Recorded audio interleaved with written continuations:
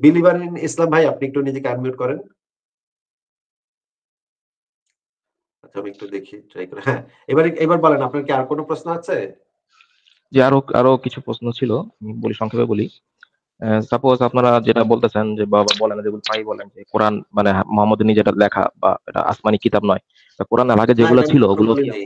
কখনো আমি বলি নাই তো। মোহাম্মদ তো মূর্খশোরা ছিল। মোহাম্মদ কোরআন লিখবো কেমনে? আচ্ছা মোহাম্মদের আচ্ছা, আমলে ইনফেক্ট মোহাম্মদের আমলে তো কোরআন লেখাই হয় নাই। কোরআন লেখা হইছে ওসমানের আমলে। ভাই কি না এটা ঠিক ফালতু আছে, কোরআন লেখা কথা হয়নি, কিন্তু কোরআন ভাই মেমোরাইজ কথার মাঝখানে মেমোরাইজ কথা করা। বলেন না। ধরেন কথার মাঝখানে কথা বলেন। কথার মাঝখানে কথা বললেন না, না করলাম না। আমি কথা বলতেছি, কথা শুনবেন আগে। মোহাম্মদ ছিল একটা মূর্খশোরা। ওই বেটা কিছু মানে কোন জ্ঞান বুদ্ধি ছিল না। অশিক্ষিত মূর্খ ছিল। হ্যাঁ? তো এই মানে আমি কেন বলতে যাব যে মানে মোহাম্মদ কোরআন লিখছে? এটা কই পাইছেন আপনি? হ্যাঁ? বেকুবের মতো কথাবার্তা একটার পর একটা বেকুবের মতো কথাবার্তা বইলা যাচ্ছেন আপনি। ইনফেক্ট মোহাম্মদ তো কোরআন সংকলনের নির্দেশও দেয় নাই। মোহাম্মদ এটা বলেও নাই যে সংকলন করে যায়। এই যে দেখেন আপনাকে দেখাচ্ছি। আ বিলিভার ইন ইসলাম ভাই আপনি এই হাদিসটা একটু আমাদেরকে পড়ে শোনান।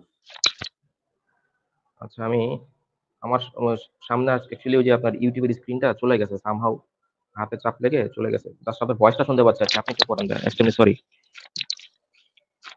আ আচ্ছা। হ্যালো। ওটা কিন্তু নিজে চাপ দিলেই তো আবার বড় হয়ে যায় ভাই। না ওই যে পিছনে চাপ দিছি তো এটা একটা ইয়াতে চলে গেছে। ওই যে আপনার ওই আজওয়া খেজুরের যে হাদিসের হিস্ট্রিটা এটা বের করতে গিয়ে ওই জিনিসটা আপনার ওই ইউটিউবের যে স্ক্রিনটা আর কি মানে চলে গেছে, আমি ওইটা আনতে গেলে এখন এটা হয়তো আনফরচুনেটলি লিভ হয়ে যেতে পারে। হ্যালো। আচ্ছা ঠিক আছে। এখানে দেখেন এখানে যে জিনিসটা বলা হচ্ছে এই একটা সহিহ হাদিস এখানে বলা হচ্ছে যে ওই যে আবু বকরের আমলে ওমর এসে বলতেছে যে মানে অনেক আ কোরআনে হাফেজ শহীদ হয়ে যাচ্ছে। এখন তো কোরআন তো হারায় যাবে। অনেক মানে আমি আশঙ্কা করছি এইভাবে যদি শহীদ হতে থাকে তাইলে তো কোরআনের অনেক অংশ হারিয়ে যাবে। তখন আবু বকর বলল, "অতএব আমি মনে করি যে আপনি কোরআন সংকলনের নির্দেশ দিন।" তখন উত্তরে আমি মানে আবু বকর বলতেছে, "যে কাজ আল্লাহর রাসূল করেননি সে কাজ তুমি কিভাবে করবে?" মানে আবু বকর ওমরকে বলল, "এই কাজটা তো আল্লাহর রাসূলই করে নাই। তাইলে এই কাজটা আল্লাহর রাসূল না কইরা থাকলে তুমি কিভাবে এটা করবা?" হুম? আচ্ছা। এখন বলেন তো এই কথাটার মানে কি যে যেই কাজ আল্লাহর রাসূলই করে নাই এবং আল্লাহর রাসূলের কোন নির্দেশও এখানে নাই এই জিনিসটা বোঝা যাচ্ছে। কারণ আল্লাহর রাসূল যদি নির্দেশ দিত, তাহলে মোহাম্মদ এটা মানে ওমর এটা বলত না যে অনেক কারি শহীদ হয়ে যাচ্ছেন, তাহলে কোরআনের বহু অংশ হারিয়ে যাবে। অতএব আমি মনে করি যে আপনি কোরআন সংকলনের নির্দেশ দিন। তার মানে মোহাম্মদ কোরআন সংকলনের কোন নির্দেশই দেয় নাই। এই কারণেই যদি মোহাম্মদ কোরআন সংকলনের নির্দেশ দিত, তাহলে ওমর এসে শুধু বলত যে, "আবু বকর, আমাকে নবী তো কোরআন সংকলনের নির্দেশ দিয়ে গেছিল। তাহলে তুমি এখনো করতেছো না কেন কাম? বইসা আছো কেন? করো। চলো আমরা কোরআন সংকলন করি।" কিন্তু ওমর এই ধরনের কোন কথা না বইলা বলতেছে যে অনেক কারি শহীদ হয়ে যাচ্ছেন। এখন যদি কোরআন যদি সংকলন না করা হয় তাইলে কোরআনের বড় অংশ হারায় যাবে। বহু অংশ আমরা মিস করব। তার মানে মোহাম্মদ তো এই নির্দেশনা কাউরে দেন নাই না, তাই না? যে কোরআন সংকলন করতে হবে। হ্যাঁ হ্যাঁ, রাইট। তাইলে এই যে কোরআন সংকলন করাটাই তো একটা বিদআত। কারণ নবী যেই কথাটা বলে নাই সেই কথাটা না সেই এটা কাজটা করে বিদাত না, এটা এই বিষয়ে আসতেছে। আচ্ছা বলেন আপনি। আচ্ছা কিভাবে বিদআত না একটু আমাকে বুঝান তো যে নবী যেটা বলে নাই সেই হাদিসের জিনিসটা ডেফিনেশন যেটা, রাসূল যা বলেছে যা করেছে এবং রাসূলের সাহাবীরাও যা বলেছে করেছে সবকিছু হাদিস। তো এটা বিদাত না। যেমন ওমর যে 20 টাকা তারাবির নামাজ চালু করে গেছিল মক্কা, এটা বিদাত না। হ্যাঁ, তো কোরআন সংকলন করার পরে ওমর আর আবু বকর মিলে যে কোরআন সংকলন করছে বিষয়টা বিদাত না ইন দিস সেন্স, মানে হাদিসের সংজ্ঞা যেটা। আচ্ছা। কিন্তু নবী যদি সেটা বইলা না গিয়া থাকে তাহলে সেটা করাটা সেটা কিভাবে সম্ভব সেটা একটু বুঝান তো? যে নবী যদি না বইলা গিয়া থাকে, এটা মানে আরেকজনকে হাদিসের অ্যাকচুয়াল ডেফিনেশন যেটা আর কি, মানে রাসূল যা বলেছে যা করেছে এবং রাসূলের সাহাবীরাও যা বলেছে যা করেছে সবকিছু হাদিসের আওতাভুক্ত আর কি, বা হাদিস সবকিছু মিলাই হাদিস। তো ইন দিস সেন্স আর কি এটা এই কোরআন রাসূলুল্লাহ সাল্লাল্লাহু আলাইহি ওয়াসাল্লাম ইন্তেকাল করার পরে কোরআন সংকলন করাটা বিদআত না। আচ্ছা মানে ঠিক আছে। হাদিসের সংজ্ঞার উপর যদি আপনি চিন্তা করেন তাহলে এটা বিদআত না। আচ্ছা ঠিক আছে। ওই মানে বৃহৎ সংজ্ঞা আপনি যেহেতু বৃহৎ সংজ্ঞা দিয়ে এই জিনিসটা করতেছেন, ঠিক আছে আপনার কথা মেনে নিলাম। কিন্তু নবী কিন্তু এই জিনিসটা বলে নাই, তাই না? আল্লাহ বা নবী কেউই কিন্তু এই বিষয় নিয়ে কনসার্ন ছিল না নাকি? যে নবী এই জিনিসটা বলা যায়নি, ঠিক আছে আপনার কথা ঠিক আছে, যে কোরআন কোরআন লিখে রাখো, কিন্তু আল্লাহ কোরআন তো এই কিন্তু বিষয়টাতে তাগাদা দেয় কোরআন নাই। কিন্তু লিখে রাখা হইতো পাথরের উপর, কিন্তু লিখে রাখা হইতো হয়তো কোনো একটা বইয়ের মধ্যে করা হয়নি সবকিছু আয়াত, কিন্তু একটা বইয়ের মধ্যে আনা হয়নি, কিন্তু পাথরের উপর তো লিখে রাখা হইতো। যেমন না, জাবাল না নূর পাহাড়ে কিন্তু প্রতিটা পাথরের মধ্যে কোরআনের আয়াতগুলো লেখা আছে। কোথায় পাইছেন এটা আপনি? হ্যাঁ, জাবাল নূর পাহাড়ে তো কোরআনের আয়াতগুলো লেখা না, আছে। জাবালে নূরে কোরআনের সবগুলো আয়াতে লেখা আছে। ভাই মানে কোরআনের প্রতিটা আয়াত অনেক আয়াত খুঁজেই পাওয়া যায় নাই। আপনি কি বলেন? অনেক আয়াত খুঁজেই পাওয়া যায় নাই। আপনি কোত্থেকে এগুলো বলতেছেন ভাই? না, শত শত রিভিউ আছে ইউটিউবে, শত শত রিভিউ আছে। জাবালে নূর পাহাড়ে, পাহাড়টা হলো জাবালে নূর, ওই পাহাড়ের প্রতিটা পাথরের মধ্যেই। ইউটিউবে রিভিউ দিয়ে তো হবে না ভাই। তাহলে আপনি জাবালে নূর, ওদের কি ওয়েবসাইট আছে যেখানে আমরা একটা মানে ধরেন বিভিন্ন পৃথিবীর বড় বড় মিউজিয়ামে আমরা যখন মানে ওয়েবসাইটে ঢুকি সেখানে পুরা মিউজিয়ামটা ঘুরেও আমরা দেখতে পারি। মানে আমরা ইন্টারনেটে বসেই পুরা মিউজিয়ামটা আমরা ঘুরে দেখতে পারি। এরকম কি কিছু আছে? হ্যাঁ, মানে ওই জাবালে নূর না কোথায় এরকম কি কিছু আছে? আমরা ঘুরে হ্যাঁ, দেখতে জাবালে পারবো? নূরের পাহাড়টা তো সরকার এখন সংরক্ষণ করে রাখছে। মানে ওই পাহাড়ের তাহলে উপর আপনি যে পাথরের উপর ওই যে কোরআনের আয়াতগুলো তৎকালীন সময় ওয়েবসাইটের সাহাবীরা লিংকটা লিখে দেন। রাখছিল। ওই ওয়েবসাইটের লিংকটা দেন যেখানে আমরা সেই জিনিসটা দেখতে পাবো। কারণ আমি যেটা জানি যে কোরআন সংকলন নিয়ে বিরাট গন্ডগোল ঘটে গেছিল এবং ওসমানকে হত্যা করার মানে প্রধান কারণ ছিল তিনি কোরআন বিকৃত করেছেন। এই অভিযোগে তাকে হত্যা করা হয়েছিল। আপনি বলতেছেন এবং কোরআনের এরকম অনেক একটা ঘটনা ছিল, ওসমানকে হত্যা করার পিছনে আমার একটা ঘটনা ছিল, কিন্তু মানে কোরআনের আয়াত যখন আসতো ভাই তখন ওই সাহাবীরা পাথরের উপর লিখে রাখতো। কথাটা একটু শেষ করতে দেন তো। কথাটা তো শেষ করতে দিবেন, তাই না? আচ্ছা, ওকে, ওকে, ওকে।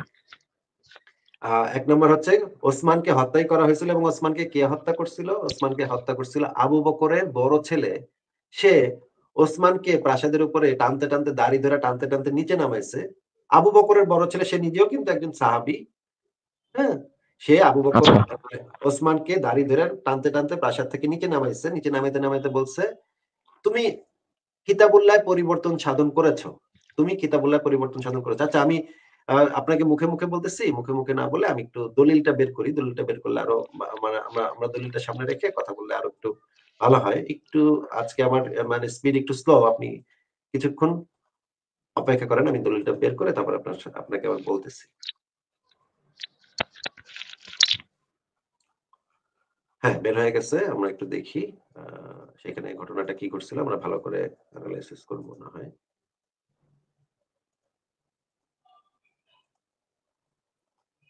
ভাই এখন কি আপনি ইয়াটা পড়তে পারবেন?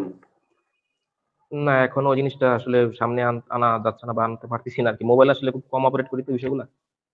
আচ্ছা, ঠিক আছে। আমি দেখাচ্ছি। স্ক্রিনে কি দেখতে পাচ্ছেন আপনি নাকি দেখতেও পাচ্ছেন না?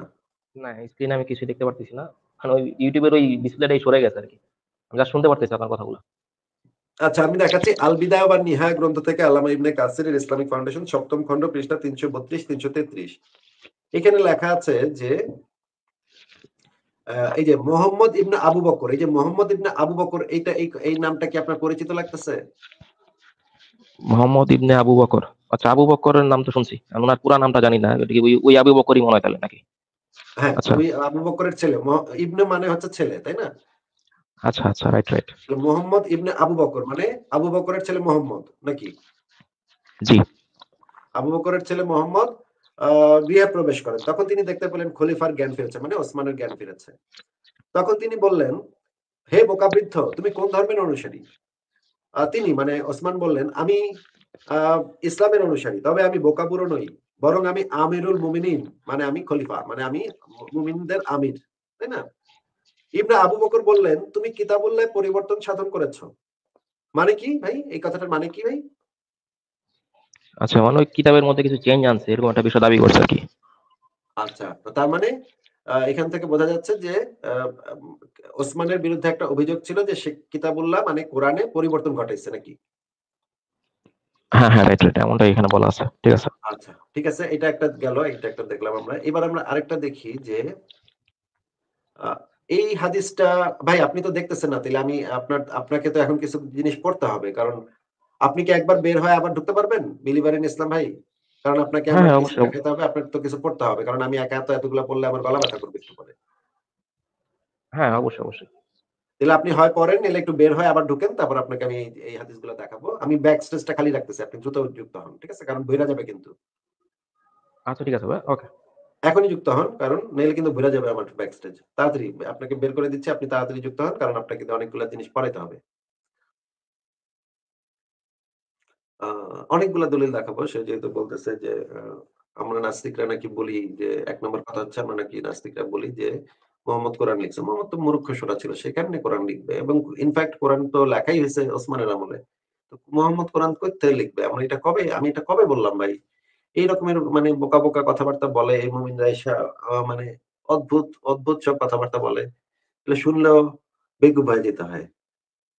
আমি মানে কত বছর ধরে বলতেছি যে মোহাম্মদ মূর্খ ছিল। বলতেছে আমি নাকি বলছি মোহাম্মদ কোরআন লিখছে। কই থেকে আমি বললাম ভাই? ভাই আমি ব্যাকস্টেজ খালি রাখছি। আপনি তাড়াতাড়ি যুক্ত হন। ভাই কি নাম? বিলিভার ইন ইসলাম ভাই তাড়াতাড়ি যুক্ত হন। আমি কিন্তু অনেক মানুষ কিন্তু অপেক্ষা করতেছে ব্যাকস্টেজে। তাদেরকে কিন্তু অনেক সময় দিতে হবে। আপনি একটু তাড়াতাড়ি যুক্ত হন। আচ্ছা যুক্ত হয়েছে। বিলিভার ইন ইসলাম ভাই শুনতে পাচ্ছেন? জি, শুনতে পাচ্ছি ভাইয়া। আচ্ছা তাহলে আপনি আমাকে এখন একটু এই আ আয়াতটা মানে এই হাদিসটা একটু পড়ে শোনাবেন প্লিজ। আচ্ছা, হাদিসটা হচ্ছে মানে যে মার্ক করা জায়গাটা পড়বো? আ পুরাটা পড়তে পারেন আপনার ইচ্ছা। আপনি পুরাটা পড়লে মনে হয় ভালো হয়। আচ্ছা, আচ্ছা। এটা হচ্ছে সুয়াদ ইবনু সাইদ রাদিয়াল্লাহু তাআলা বলেছেন, আবুল আসওয়াদ রাদিয়াল্লাহু থেকে বর্ণিত তিনি বলেন, আবু মুসা আশআরী রাদিয়াল্লাহু থেকে বসবাসকারী কারীগণের নিকট প্রেরণ করা হলো। তিনি তথায় গিয়ে এমন ৩০০ লোকের সাক্ষাৎ পেলেন যারা কুরআনে কারি ছিলেন। তিনি তাদের উদ্দেশ্য করে বললেন, আপনারা বসরা শহরের সম্ভ্রান্ত লোক এবং আল কুরআনের কারি। আপনারা আল কুরআন তিলাওয়াত করতে থাকুন। বহুকাল অতিক্রান্ত হওয়ার কারণে আপনাদের মন যেন কঠিন না হয়ে যায়, যেমন পূর্বকালের লোকদের মন কঠিন হয়ে গিয়েছিল। আমি একটা সূরা পাঠ করতাম যা দৈর্ঘ্য ও কাঠিন্যের দিক থেকে সূরা তাওবার অনুরূপ। আমাদের তা ভুলিয়ে দেওয়া হয়েছে। তবে তার থেকে এই কথাটি আমার স্মরণ আছে, যদি আদম সন্তানের জন্য ২ মাঠ পরিপূর্ণ ধন-দৌলত হয়, তবে সে তৃতীয় মাঠ অবশ্যই খুঁজে বেড়াবে। মাটি ব্যতীত অন্য কিছু আদম সন্তানের পেট পুরা করতে পারবে না। আমি অন্য একটি সূরা পাঠ করতাম যা কোনো মুসাব্বিহতের সমপরিমাণ দৈর্ঘ্য। আমাদের তা ভুলিয়ে দেওয়া হয়েছে। তবে তা থেকে আমরা এতটুকু মুখস্থ আছে, হে মুমিনগণ, তোমরা যা করো না তা তোমরা কেন বলো? বললে তা সাক্ষ্যস্বরূপ তোমাদের গর্দানে লিখে দেওয়া হবে এবং এ বিষয়ে কিয়ামতের দিন তোমাদের জিজ্ঞেস করা হবে। আচ্ছা। আচ্ছা, আচ্ছা। খুবই ভালো পড়ছেন। এখন আমাকে একটু বলেন তো আপনি তো বললেন যে কোন জায়গায় নাকি পাথরের উপরে নাকি পুরা কোরআনটায় নাকি লেখা আছে। সেটা দেখলেই তো একদম দুধ কা দুধ পানি কা পানি হয়ে যায়। কিন্তু এই বেড়ায় যে বেড়ায় এই মানে এই মানে হাদিসের যে রাবি সে একজন মানে কোরআনের ইয়াও আ তাদের উদ্দেশ্যে করব আপনারা বসরা শহরে সম্ভ্রান্ত লোক এবং আল কোরআনের কারি আপনারা আল কোরআন তিলাওয়াত করতে থাকুন। আচ্ছা এখানে এরা বলতেছে যে সূরা তওবার অনুরূপ একটা দৈর্ঘ্যে সূরা তওবার অনুরূপ একটা সূরা ছিল। যেটার একটা আয়াত তার স্মরণ আছে কিন্তু পুরা সূরাটা তার মনে নাই। আ ব আচ্ছা। আয়াতটা হচ্ছে যদি আদম সন্তানের জন্য ২ মাঠ পরিপূর্ণ ধন-দৌলত হয় তবে সে ৩য় মাঠ অবশ্যই খুঁজে বেড়াবে। মাটি ব্যতীত অন্য কিছু আদম সন্তানের পেট পুরো করতে পারবে না। এই যে এই আয়াতটা তার মনে আছে কিন্তু সূরাটা সে ভুইলা গেছে। হ্যাঁ? তা থেকে এইটুকু মুখস্থ আছে, হে মুমিনগণ তোমরা যা করো না তা তোমরা কেন বলো? এটুকু তার মুখস্থ আছে। এখন এই সূরাটা কোথায় আছে আমাকে একটু বলেন তো? এ তো বলতেছে এই সূরাটা হারায় গেছে। এরকম তো কোন সূরা কোরআনে নাই। এই সূরাটা হারায় গেছে। তাইলে আপনি আচ্ছা। বললেন যে পুরা কোরআনটা নাকি মানে পাথরের উপরে লেখা আছে। তাইলে কে লিখছে এটা? কবে লিখলো? এবং এই যে এই সূরাটা হারায় গেল এটা কই এখন? আচ্ছা। না, এই হাদিসটা হয়তো নিচে সহিহ লেখা আছে। কিন্তু হাদিস তো আপনি কোরআনের মধ্যে একদম, মানে আমরা যারা মুসলিম আমরা তো হাদিসকে কোরআনের মধ্যে একদমই বিশ্বাস করি না। যেমন আমি না, নিজে না তো অনেক আপনি সহিহ হাদিস আপনি তো দেখছি। এটা বিশ্বাস করতেছেন যে পাথরের উপরে কোন জায়গায় কি পাথরের উপরে পুরা কোরআনটা লেখা আছে। এটা আপনি কোরআনের হ্যাঁ, এটা কোথায় এটা তো পাইছেন? ফিজিক্যাল দেখি। এভিডেন্স আছে। এইটা কোরআনের কোথায় পাইছেন? কোরআনের কোন জায়গাতে লেখা আছে যে আমি পাথরের উপরে আল্লাহ পাক কইতাছে আমি পাথরের উপরে লেখা গেলাম? এখান থেকে আপনি না, না, এটা বুঝতে যখন পারছেন যে কোরআনের পাথরের উপরে আয়াতগুলা যদি যখন লেখা আছে। কথাটা শুনে নেন, কথাটা শুনে নেন। হ্যাঁ, হ্যাঁ, অবশ্যই, অবশ্যই আল্লাহ বলেন। পাক কি কোথাও বলছে কোরআনে যে আমি পাথরের উপরে লেখা দিছি, পরে কোন গন্ডগোল হইলে তোমরা পাথরের সাথে মিলায় দেখে না, নিও না, যে এরকম কিছু মানে কোরআনে কোনো আয়াত নাই, এরকম কথার সহিহ মাঝখানে হাদিস নাই। বারবার কথা বলতেছেন ভাই। আচ্ছা, কথার মাঝখানে বারবার কথা বলতেছেন। আচ্ছা, বলেন। আপনাকে আমি একটা সহিহ হাদিস দেখাইলাম যেটা ইসলামের ২য় সর্বোচ্চ দলিল। ২য় সর্বোচ্চ দলিল। ১ম দলিল হচ্ছে কোরআন, ২য় দলিল হচ্ছে এই হাদিস। এখন আপনি আচ্ছা। আমাকে এসে বলতেছেন, সৌদি আরবে নাকি কোন একটা পাহাড়ে পাথরের উপরে কি লেখা আছে। হ্যাঁ? কোরআনটা পুরাটা লেখা আছে। হ্যাঁ, রাইট। কিন্তু এই তথ্যটা আপনি কোরআন থেকে কোথাও থেকে পান নাই। হ্যাঁ? কোরআনে কোথাও এই ধরনের কোন কিছুর কথা বলা নাই যে আমি পাথরে লেখা দিলাম। আল্লাহ পাক বলল যে আমি পাথরে লেখা দিলাম। তোমরা পরে যদি গন্ডগোল হয় কোরআন নিয়ে তাহলে তোমরা এই পাথরের সাথে মিলায় দেইখা লইও। এই পাথরেরটা কিন্তু ঠিক আছে। হ্যাঁ?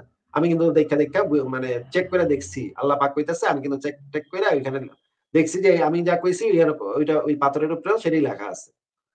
এখন আচ্ছা। এটা আপনি কোরআন থেকে পাননি। তার মানে এটা আপনি হয়তো কারো থেকে শুনছেন, YouTube থেকে শুনছেন বা আপনারা কেউ কইছে। হ্যাঁ? সেইটা তো কোন কোরআন হাদিসের রেফারেন্স না। আপনি যেটা বলতেছেন যে ওই মানে দেয়ালে লেখা আছে বা পাথরে লেখা আছে এটা তো কোরআন হাদিসের রেফারেন্স না। এটা হচ্ছে আপনার ব্যক্তিগতভাবে আপনি কারো থেকে জানছেন, YouTube থেকে শুনছেন, অমুক চ্যানেলে দেখছেন বা এমনি কোন একটা আলেমের থেকে শুনছেন। এই তো। এটা তো কোরআন হাদিসের দলিল তো না। তাই না ভাই? নাকি? হ্যাঁ, হ্যাঁ, রাইট। আপনার কথা ঠিক আছে।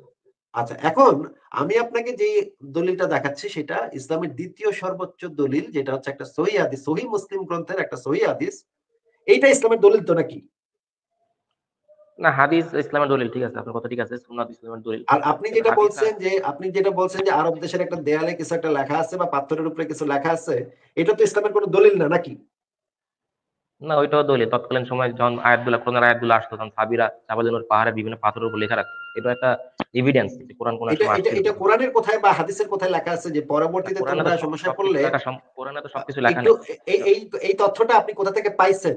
সেটার একটা দলিল তো দিতে হবে।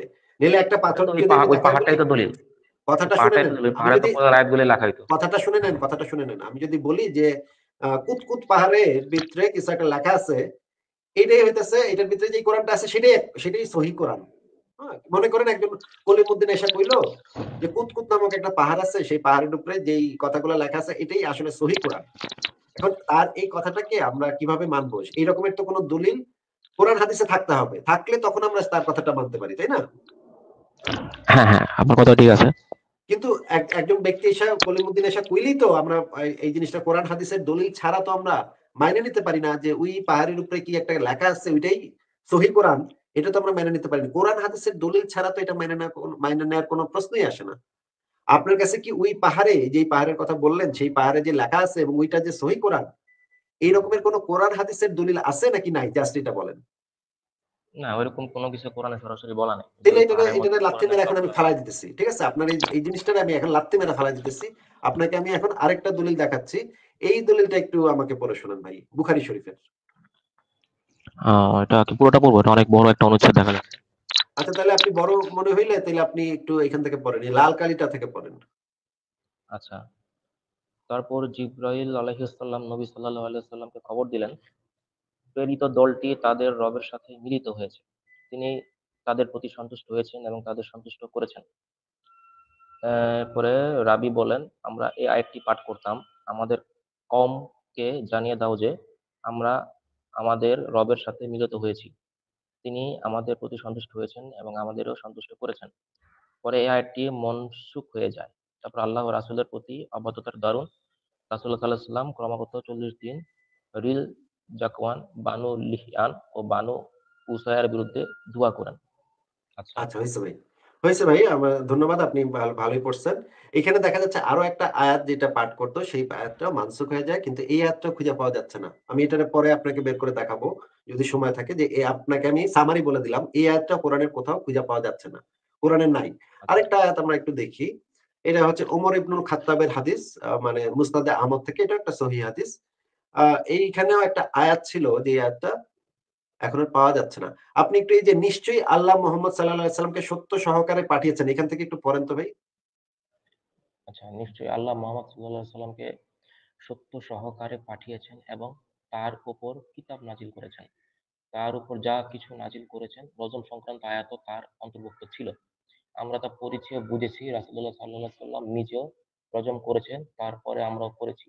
আমার আশঙ্কা হয় যে দীর্ঘকাল অতিবাহিত হওয়ার পর একসময় লোকেরা বলতে পারে, আল্লাহর কিতাবে আমরা রজম সংক্রান্ত আয়াত পাই না। এভাবে আল্লাহর নাজিল করা একটি ফারজ বর্জন করে তারা বিপথগামী হয়ে যাবে।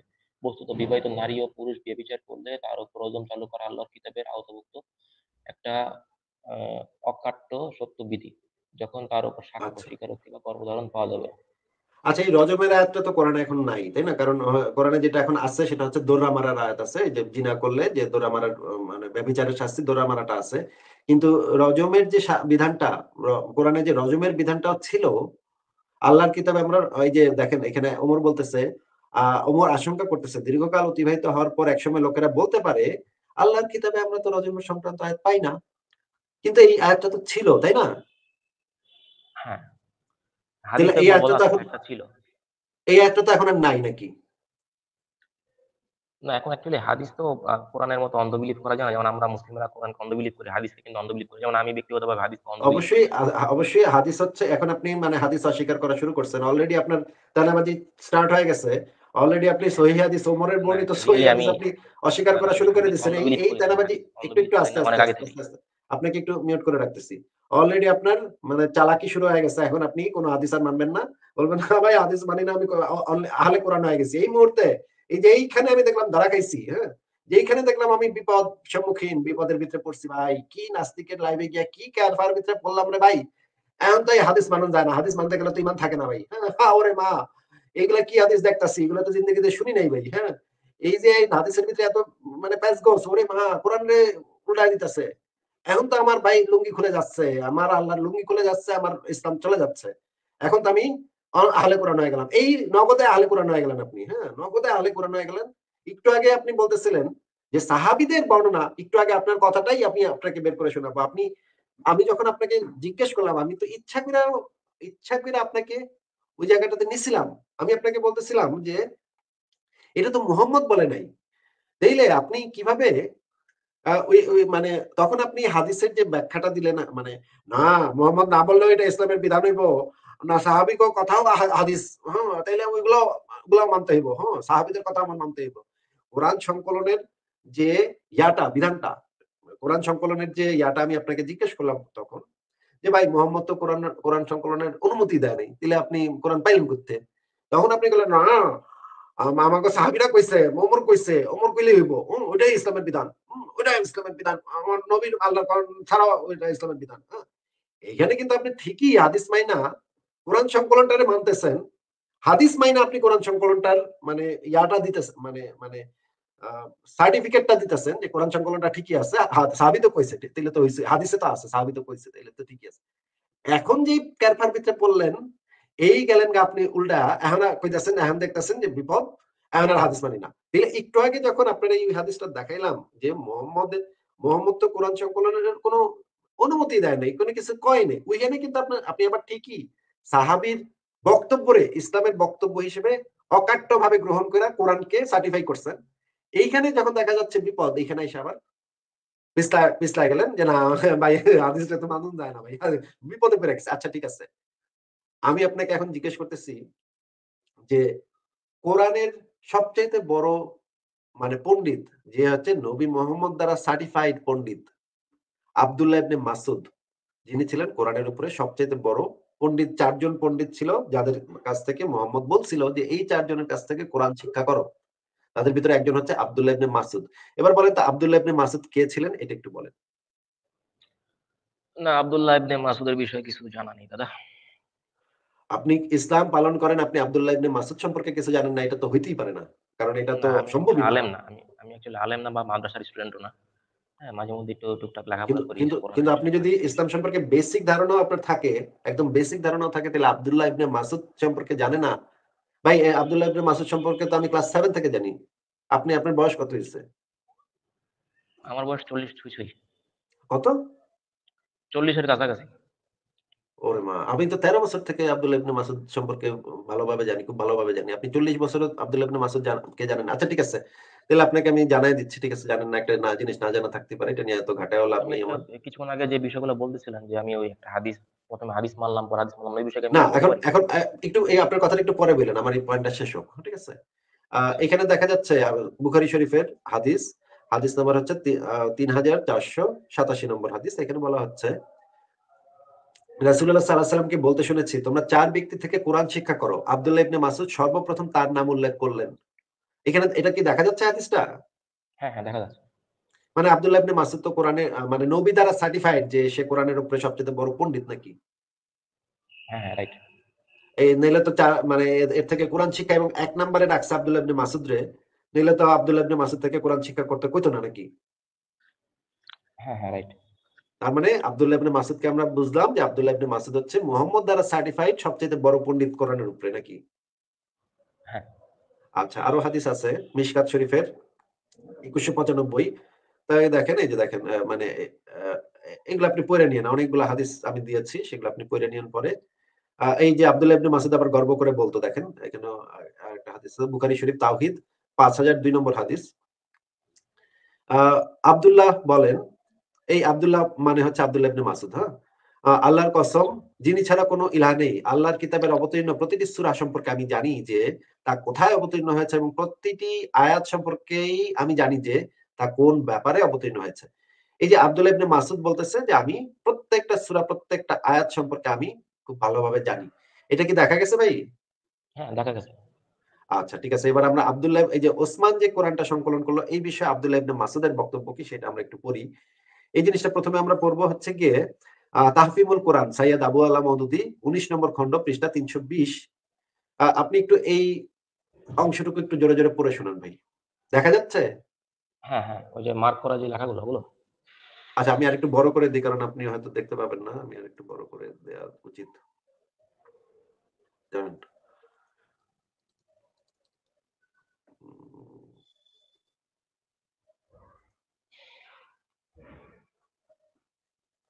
একটু অপেক্ষা করেন। হ্যাঁ, এই অংশটুকু একটু পড়ে শোনান। এই সূরা দুটির বিষয়বস্তু ও মূল বক্তব্য অনুধাবন করার জন্য উপরের আলোচনাটুকু যথেষ্ট।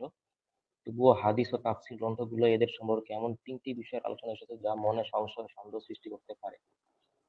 আচ্ছা, একটু তাই জোরে আমরা পড়েন ভাই। একটু জোরে পড়েন, শোনা যাচ্ছে না। আচ্ছা আচ্ছা, আমি একটু পাবলিক প্লেস আছি তো এই জন্য কিছু সমস্যা না। তাই আমরা সে ব্যাপারটিও পরিষ্কার করে দিতে চাই। এর মধ্যে সর্বপ্রথম যে বিষয়টির প্রতি দৃষ্টি আকর্ষণ করা যায় সেটি হচ্ছে এই সূরা দুটির কোরআনের অংশ হবার ব্যাপারটি কি চূড়ান্তভাবে প্রমাণিত অথবা এর মধ্যে কোনো প্রকার সংশয় অবকাশ আছে?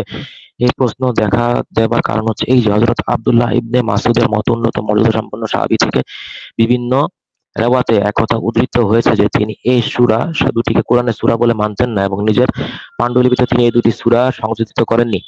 ইমাম আহমদ, বাজ্জার, তাবারানী, ইবনে মারদুয়া, আবু ইয়ালা, আব্দুল্লাহ ইবনে হামাদ ইবনে হাম্বল, হুমায়দি, আবু নুআইজ ইবনে হিবান প্রমুখ মুহাদ্দিসগণ বিভিন্ন সূত্রে এবং বেশিরভাগ ক্ষেত্রে সহিহ সনদের মাধ্যমে একথা হযরত ইবনে মাসউদ রাদিয়াল্লাহু থেকে উদ্ধৃত করেছেন।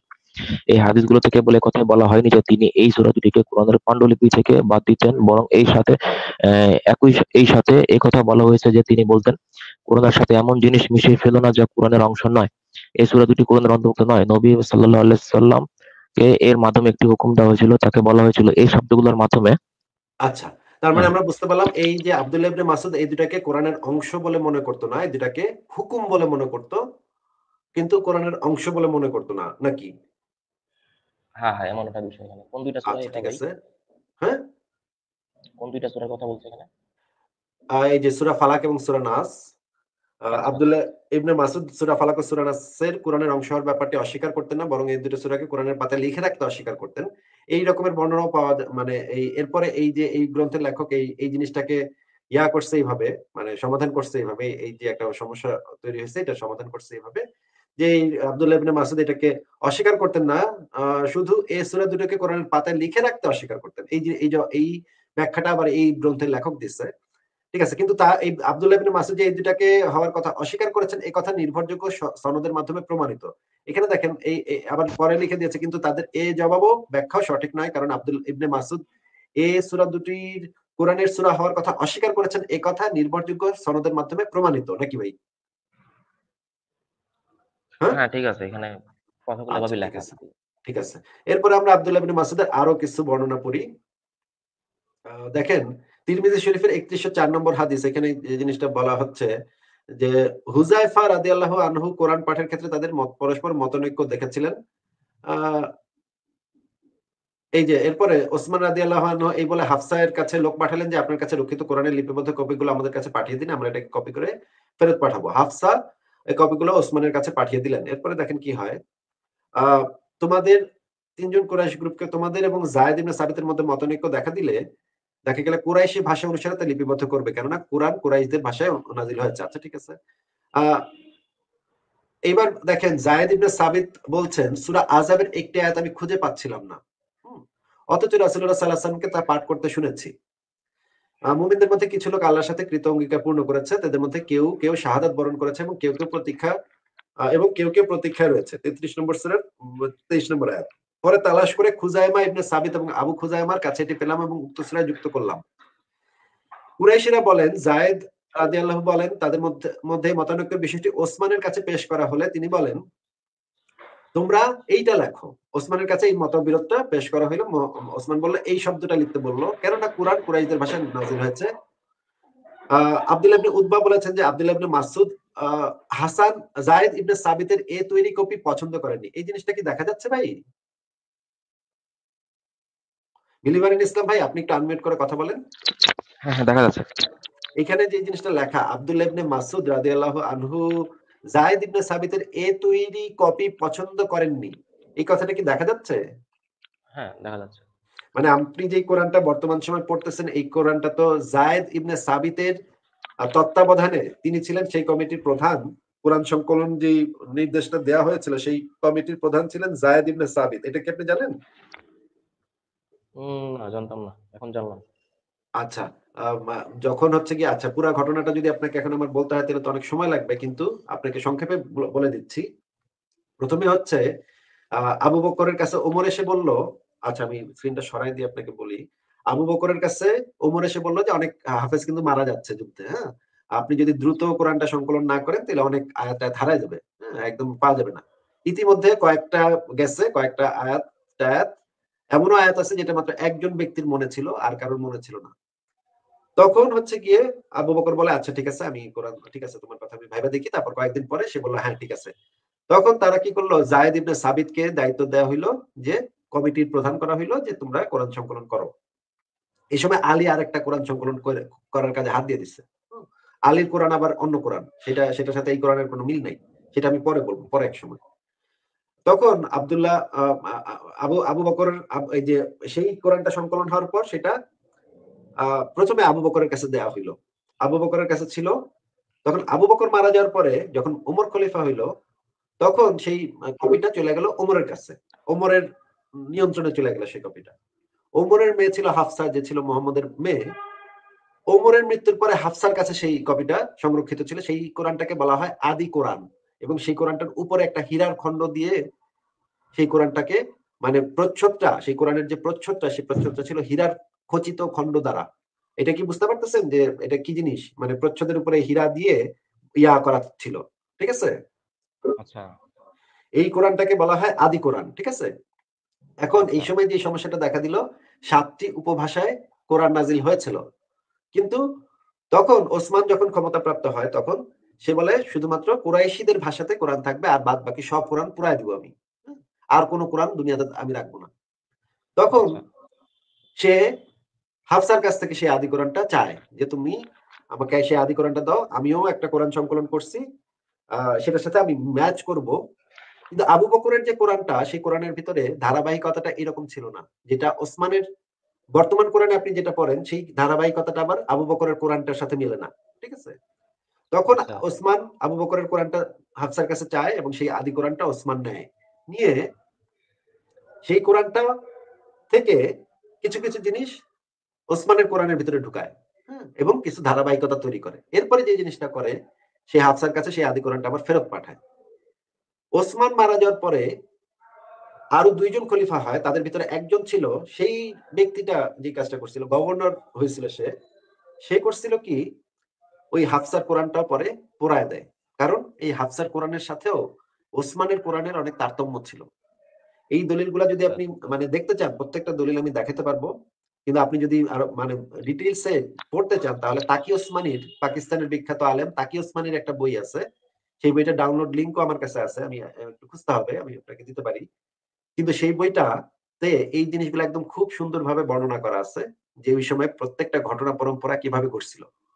এবং এই পুরা ঘটনা যদি আপনি পড়েন, তাহলে আপনি বুঝতে পারবেন যে আপনি যেই কথাগুলো বলতেছেন সেগুলো সম্পূর্ণ গাঁজাখড়ি, ফালতু, মিথ্যা কথা। কোরআনের আচ্ছা, অনেকগুলা মানে ব্যাপার আছে যেগুলা একটার সাথে আরেকটা মিলে না। এই কারণে ওসমান ১৯,০০০ কোরআনের কপি জ্বালায় দিছিল। হ্যাঁ, এবং ওসমান এটাও হুকুম দিয়ে গেছিল যে আমি মারা যাওয়ার পরে কোরআন নিয়ে গন্ডগোল হবে। এই কারণে তোমরা ওই আদি কোরআন যেটা হাফসার কাছে আছে সেটাও জ্বালায় দিবা। সেটা পোড়ায় দিবা, কারণ কোনো যেন নিশানা না থাকে আমার কোরআনের সাথে, অন্য অন্য অন্য রকমের কোন কোরআন আছে, এটার যেন কোনো নিশানাই না থাকে। এই কারণে সমস্ত কিছু জ্বালায় পোড়ায় দিবা। কোরআনের আর যাবতীয় যা আছে সব পোড়ায় দিবা। এই কারণে আর কোনো আচ্ছা, কপি অবশিষ্ট নাই। ওসমানের পরে, ওসমান যখন মানে আব্দুল্লাহ ইবনে মাসুদ তখন একটা শহরে বসবাস করেন, এবং আব্দুল্লাহ ইবনে মাসুদ ওসমানের বিরুদ্ধে বিদ্রোহ করে। তখন ওসমান লোক পাঠায় তার কাছে, এবং তাকে বলে যে তুমি বায়াত গ্রহণ করো, ওসমানের কাছে বায়াত গ্রহণ করো। কিন্তু আব্দুল্লাহ ইবনে মাসুদ তখন বায়াত গ্রহণ করতে অস্বীকার করে। তখন ওই যে আব্দুল্লাহ ইবনে মাসুদের যে মানে অনুসারীরা, তারা এই কাজও, এটাও শোনা যায়, তবে এটার একটা মানে রেফারেন্স নাই। এটাও শোনা যায় যে আব্দুল্লাহ ইবনে মাসুদের কাছে যে কোরআন ছিল সেটাও পর্যন্ত ওসমান পোড়ায় দিছিল। ওসমান যাবতীয় কোরআন পোড়ায় দিছিল। আপনি যে বলতেছেন ভাই যে কোন একটা পাহাড়ে কি লেখা আছে, ওইটাই নাকি অরিজিনাল কোরআন। এই কোরআন, এই যে এই পাহাড়ের উপরে এটা লিখছে কেডা? এটা একটু বলেন তো ভাই। এটা কোরআনের আয়াতগুলো যখন এসেছিল তখন সাহাবীরা এটা ওই পাথরের উপর গিয়ে লিখে রাখতো। কোন সাহাবী হ্যাঁ, লিখছে এটা? কোন সাহাবী? কোন সাহাবী? তো বিভিন্ন বিভিন্ন রকম সাহাবী যারা সামনে ছিল, কোরআনের আয়াত আসার সময় যখন যেসব এটা সাহাবীরা এটা সামনে কে ছিল। দেখছে? এটা কে দেখছে যে এই সাহাবীর কোনো নাম নাই? নাম না জানা সাহাবী নাকি? আচ্ছা, আমি বিষয়টা একটু সংক্ষেপে বলি। সাপোজ কোরআনে কিন্তু একটা না, না, বিষয় আপনি আল্লাহ বলছে দলিল, যে, না, না, গল্প না বইলা আমি প্রত্যেকটা কথা ভাই দলিল সহ বলি। আপনি যদি আমি যে কয়টা কথা বলছি একটার দলিল চ্যালেঞ্জ করেন আমার কাছে, আমি সেই দলিলটা সাথে সাথে বের করে দেখাবো। আমি অনেক দীর্ঘ জিনিস বলছি কারণ এতগুলা দলিল দেখানো অনেক দীর্ঘ সময়ের ব্যাপার। আপনি যদি চ্যালেঞ্জ করেন তখন আমি সেই দলিলটা অবশ্যই দেখাবো। কিন্তু আপনাকে তো আমি চ্যালেঞ্জ করতেছি। আপনি কথাটা বুঝতেছেন না যে আপনার এই দাবিটাকে আমি চ্যালেঞ্জ করতেছি। এই রকমের কোন কথা ইসলামের কোথাও নাই যে সাহাবীরা গিয়ে একটা পাহাড় আছে সেখানে গিয়ে লিখে রাখতো, ওইটাই আসল কোরআন।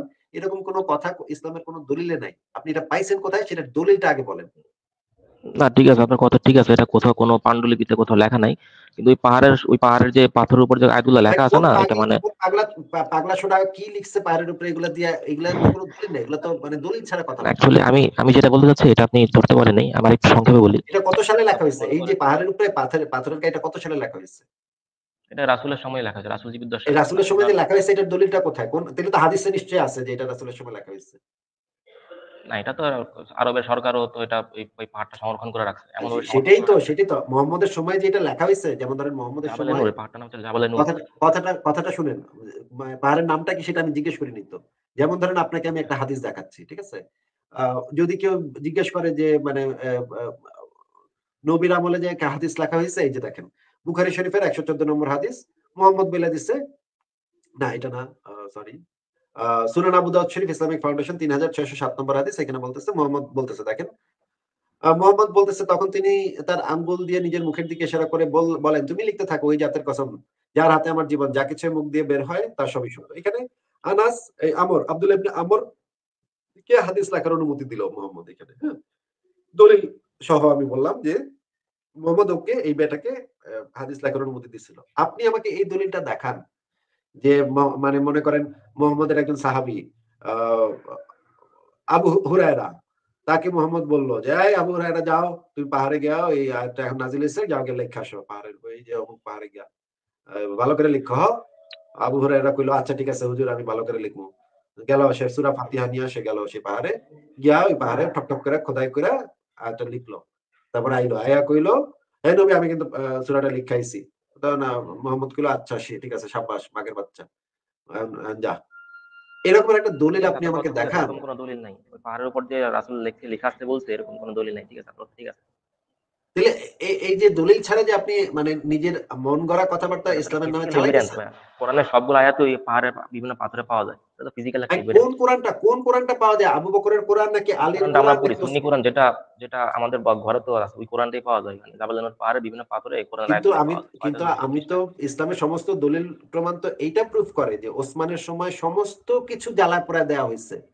সমস্ত কিছু ওই কোরআনটা বাদে যা কিছু ছিল সব জ্বালায় দেওয়া হয়েছে। আচ্ছা, কোরআন তো মুখস্থ মেমোরাইজ তো অনেক সাহাবী, তো হাজার হাজার লক্ষ লক্ষ সাহাবী কোরআন মেমোরাইজ করছিল না, এটা না, তেমন না, একটা হাজার নাই। হাজার লোক ছিল না তো। হাজার হাজার লোক ছিল না দেখেই তো ভাই উদ্ভট কথাবার্তা। আপনাকে এতক্ষণ দলিল দেখাইলাম না যে মানে কোরআনের রাবির কারির সংখ্যা কমে যাচ্ছে দেখেই তো এটার দরকার পড়লো কোরআনকে সংকলন করার। হাজার হাজার কোথায় পেলে না? আচ্ছা ঠিক আছে দাঁড়ান ১ সেকেন্ড একটু অপেক্ষা করেন, আমি আপনাকে একটা জিনিস দেখাচ্ছি। আপনারা কি সমস্ত বলেন যে মানে অদ্ভুত অদ্ভুত কথাবার্তা বলেন, মানে হাজার হাজার ভাই একটা সূরা। আচ্ছা দাঁড়ান ১ সেকেন্ড।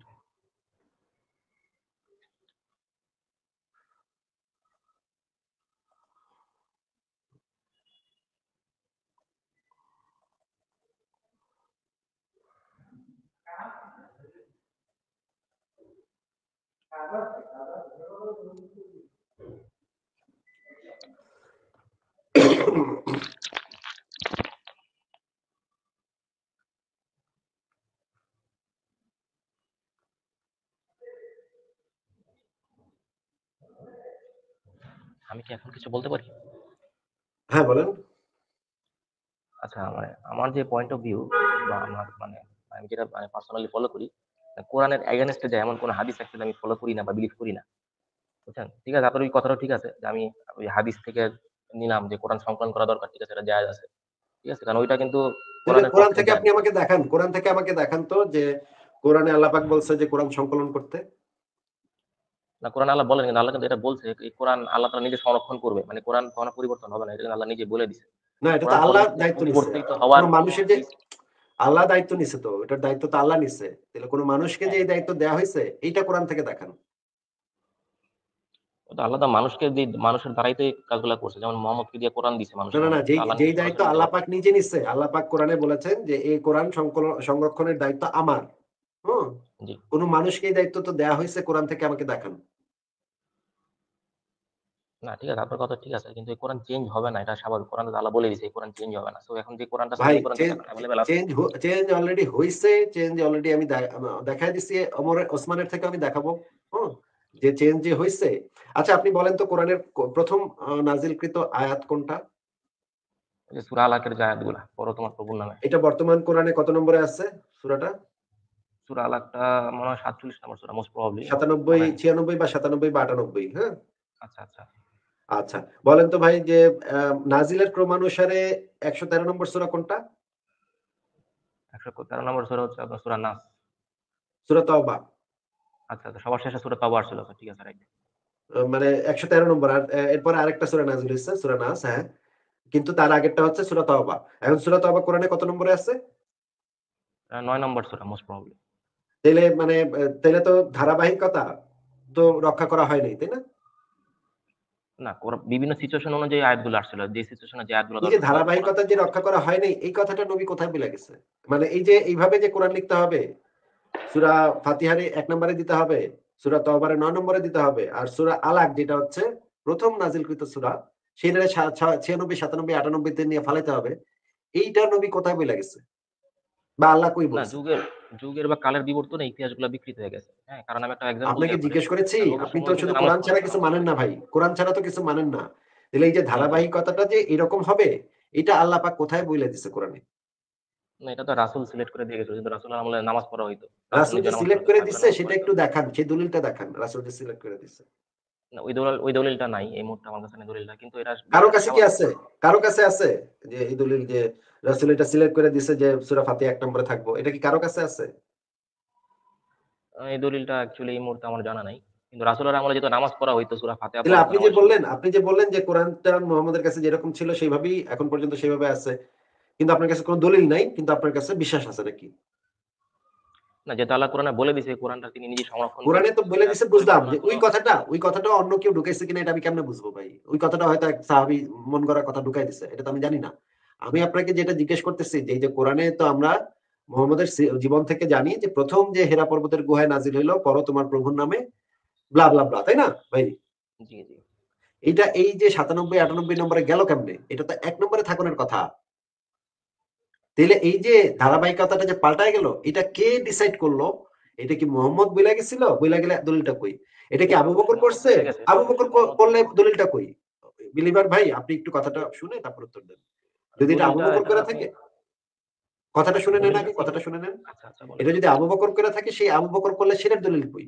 এটা যদি ওমর করে থাকে, ওমর করলে সেটার দলিল কই? এটা যদি ওসমান করে থাকে, ওসমান করলে সেটার দলিল কই? কোনটার দলিল আপনার কাছে আছে? আলী পর্যন্ত, মনে করেন ৪ খলিফা পর্যন্ত। কে এই ডিসিশনটা নিছে? সেটার দলিলটা কি আপনার কাছে আছে নাকি? না, ওই দলিলটা এই মুহূর্তে আমার কাছে নেই। কিন্তু সিম্পল এটা বোঝা যায়। রাসূলের আমলে যেহেতু নামাজ পড়া হইতো, নামাজে যেহেতু সূরা ফাতিহা পড়া হইতো, অন্যান্য সূরা পড়া হইতো, সেটা কিন্তু ক্লিয়ার বোঝা যায় মুহাম্মদের আমলে রাসূলের তো আমলে কোরআন ডিসাইড করে কোরআন দেওয়া তো হইছে। লিখিতই হয়নি। তাহলে মুহাম্মদ বুঝবে কেমনে? মুহাম্মদ এই নির্দেশনাটা কেমনে দিবে? না, যে কোরআন লিখিত একটা না হলেও তো সংকলিত মেমোরি হবে। ছিল না? মেমোরিতে তো ছিল। না, না, কোরআন একটা সংকলিত হবে। সেখানে ১ নম্বর সূরা হবে ফাতিহা, ২ নম্বর সূরা হবে বাকারা, ৩ নম্বর সূরা হবে আল ইমরান, ৪ নম্বর সূরা হবে নিসা।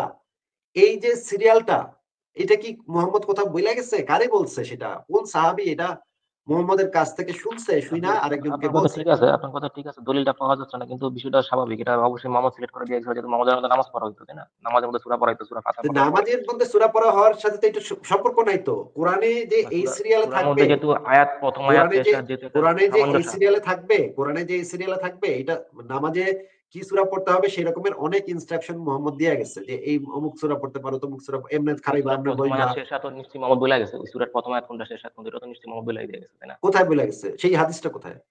ওই যে নাম মোহাম্মদের আমলে যে নামাজ পড়া হইতো, এটাই তো একটা রেফারেন্স। আরে মোহাম্মদ আলী নামাজ পড়া হয়তো এটা তো কোরআনের সিরিয়ালের রেফারেন্স হতে পারে না।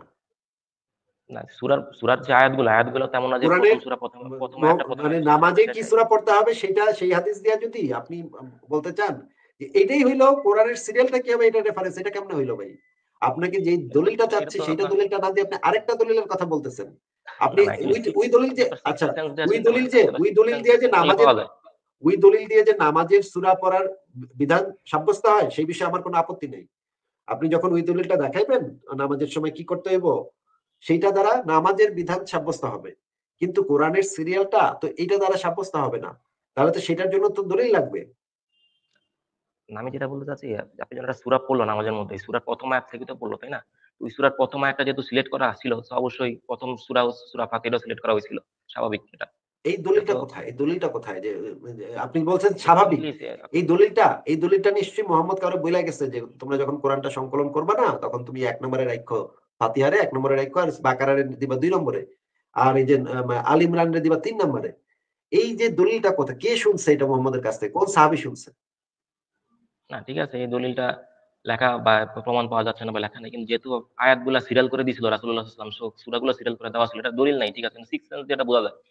ঠিক আছে, যেমন আপনি বাংলায় কথা দলিল না বলতেছেন, আমি থাকলে বাংলায় কথা দলিল বলতেছি, না এটা বোঝা থাকলে যায় আপনি দলিল না বাংলাদেশী। থাকলে আপনি না কোরআন ছাড়া তো আপনি কিছু মানেন না। তার মানে এই সিরিয়ালটা মানে তৈরি করছে তো ওসমান। ওসমানের সময় এই সিরিয়ালটা তৈরি হয়েছে। তার মানে আপনি তো বলতেছেন কোরআন ছাড়া আপনি কিছু মানেন না ভাই। তাহলে এই হ্যাঁ, ওসমানের অবশ্যই। কোরআন তো আপনি মানতেছেন। যেইখানে সিরিয়ালটাই মোহাম্মদের কোন ইনস্ট্রাকশন আপনি দেখাতে পারতেছেন না। না, ছিল, এটা তো লিখে রাখা হয়নি, এই হাদিসটা লেখা হয়নি, এটা ছিল। আর ভাই মোহাম্মদ নিজে মোহাম্মদ তার মুতছে নাকি জীবদ্দশাতেই তার হাঁকছে হাদিস নাকি? পড়ে ফেলছিল। ভাই মোহাম্মদ খাড়ায় খাড়ায় মুতছে নাকি বৈশা মুতছে? মোহাম্মদ ছ্যাপ ফালাইছে কেমনে এগুলো পর্যন্ত লেখা আছে। মানে বিবির সাথে মানে পিরিয়ড থাকা অবস্থায় কেমনে ঘষাঘষি করছে মোহাম্মদ তার ইমানদণ্ড না, কেমনে মোহাম্মদ তার ঘষছে। জীবদ্দশায় হাদিস পুরাই ফেলছিল। মোহাম্মদ জীবদ্দশায় হাদিস পুরাই ফেলছিল। না, এগুলা ভাই ভুয়া কথা। এগুলো আপনি আচ্ছা, ভালোভাবে না জেনে কথাবার্তা বলেন। মোহাম্মদ প্রথম জীবনে যখন ওহী লেখকের সংখ্যা কম ছিল সেই সময় মোহাম্মদ হুকুম দিছিল যে হাদিস এবং কোরআন মিশ্রিত হয়ে যেতে পারে। এই কারণে হাদিস লেখার আপাতত প্রয়োজন নাই। পরবর্তীতে যখন তার সংখ্যা মানে অনুসারীর সংখ্যা বৃদ্ধি পায় তখন সে বলছিল এখন অনুসারীর সংখ্যা বৃদ্ধি পাইছে। এখন ওহী লেখক আলাদা দল থাকবে, হাদিস লেখক আলাদা দল থাকবে। হাদিস লেখকদের হুম, ভিতরে রাইট। ছিল আবু হুরায়রা, আব্দুল আমর এবং আরো আনাস এরা ছিল হাদিস লেখক গ্রুপের ভিতরে। আর কোরআনের ওহী আচ্ছা, লেখকের গ্রুপের ভিতরে ছিল আরো কয়েকজন। ভাই আপনি না যাই না ভাই মানে মানে যা ইচ্ছা বইলা গেলে তো হবে না ভাই। না, যুগের বিবর্তনে হাদিস পরিবর্তন হইতে পারে, কিন্তু কোরআন পরিবর্তন হবে না, এটা আল্লাহ নিজেই বলে দিছে কোরআনে। হাদিস আর কোরআন ঠিক আছে, সহিহ পরিবর্তন বুখারী, অলরেডি সহিহ হয়েছে। মুসলিম, আমি সহিহ তিরমিজি, এখন এগুলো কোরআন তো যে অলরেডি পরিবর্তন হয়ে যেতেই পারে। কোরআন যে অলরেডি পরিবর্তন হয়েছে সেটা আমি আপনাকে অলরেডি দেখাই দিচ্ছি। তারপরে আপনি তো অন্ধবিশ্বাসী যেহেতু আপনি মানে আপনি ইয়াও করতে পারতেছেন না। আপনাকে অনেকগুলা দলিল আমি দেখাই দিচ্ছি অলরেডি। যেখানে রজমের বিধান নাই, ২ টা সূরা আচ্ছা ভাইয়া, মিসিং। অন্য একটা টপিকসে আসি। কোরআনের কিছু না ভুল অন্য দেখান একটা কিছু। টপিকসে না, অন্য একটা টপিকে, হ্যাঁ? আচ্ছা, টপিকসে না। অন্য এই একটা টপিকে নিয়ে আসি। ২য় বার কোরআনের আপনাকে কিছু ঠিক ভুল দেখান। করলাম। এই নিয়ে ২য় বার আপনাকে ঠিক করলাম। অন্য একটা টপিকসে না, অন্য একটা টপিকে বলতে হবে। ঠিক আছে? এখন আমরা একটু দেখি যে এই যে ছাগলের যে খায়া গেছে একটা আয়াত যেটা হচ্ছে মুহাম্মদের একদম মৃত্যুর সময় যে জিনিসটা হইছে। মানে হচ্ছে মৃত্যুর সময় একটা আয়াত নাযিল হয়েছিল সেই আয়াতটা ছাগলে খায়া গেছে। এই আয়াতটা খুঁজে পাওয়া যায়নি পরে। এটা হচ্ছে আচ্ছা, আ আ এখানে যে জিনিসটা বলা হচ্ছে রজম সম্পর্কিত আয়াত এবং বয়স্ক লোকের ১০ ঢোক দুধপান সম্পর্কিত আয়াত নাযিল হয়েছিল যা একটি সহিফায় লিখিত আমার খাটের নিচে সংরক্ষিত ছিল। মানে এটা আয়েশা বলতেছে। যখন রাসূলুল্লাহ সাল্লাল্লাহু আলাইহি ওয়াসাল্লাম ইন্তেকাল করেন এবং আমরা তার ইন্তেকালে ব্যতিব্যস্ত হয়ে পড়লাম, তখন একটি ছাগল এসে তা খেয়ে ফেলে। এটা অসংখ্য হাদিস গ্রন্থে আছে, অসংখ্য হাদিস গ্রন্থে আছে। যদিও হাদিসটার মান হাসান, কিন্তু এটা একটা খুবই বিখ্যাত হাদিস। ঠিক আছে? এরপরে মানে আরো একটা দলিল আমি দেখাতে হবে। এরপরে আমি কোরআনেও যাব। আপনি মানে নিয়েন না। আমি কোরআনেও যাব। কোরআনে কি আছে সেগুলো আমরা একটু এনালাইসিস করব। দেখব যে কোরআনে আসলে কি বলা আছে। এই হাদিসটা আপনি একটু পড়ে শোনান তো ভাই আমাদেরকে। বিলিভার ভাই। 2632 না নাকি? হ্যালো। 5896 নম্বর হাদিস। আচ্ছা, আচ্ছা, ওসমান ইবনু আবু সায়েবা রাদিয়াল্লাহু, আয়েশা রাদিয়াল্লাহু থেকে বর্ণিত। তিনি বলেন, নবী সাল্লাল্লাহু আলাইহি সাল্লাম এক ব্যক্তিকে মসজিদে কোরআন তিলাওয়াত করতে বললেন। তখন তিনি বললেন, আল্লাহ তার উপর রহমত করুন। সে আমাকে অমুক অমুক আয়াত স্মরণ করিয়ে দিয়েছে যা আমি অমুক অমুক সূরা থেকে ভুলে গিয়েছিলাম। আচ্ছা, আচ্ছা। দেন বুঝলেন? এই যে মোহাম্মদ কি বলছে যে সে সূরা আয়াত ভুলে গেছিল, সূরা ভুলে গেছিল নাকি? হ্যাঁ, এমন একটা বিষয় এখানে বলা আছে। মানে ঠিক আছে? মুহাম্মদ নিজে যার উপরে কোরআনটা নাজিল হইছে এবারেই আয়াতটা কিছু আয়াত ভুলে গেছিল তখন অমুক বেটায় তারে আয়াত স্মরণ করায় দিছে নাকি? হ্যাঁ, এরকম একটা বিষয় এখানে লেখা আছে। ঠিক আছে? এটা মানে বিলিভেবল না। মুহাম্মদ এটা যেমন আমি বিলিভ করি না। হইতে পারে, লেখা থাকতে পারে। আপনি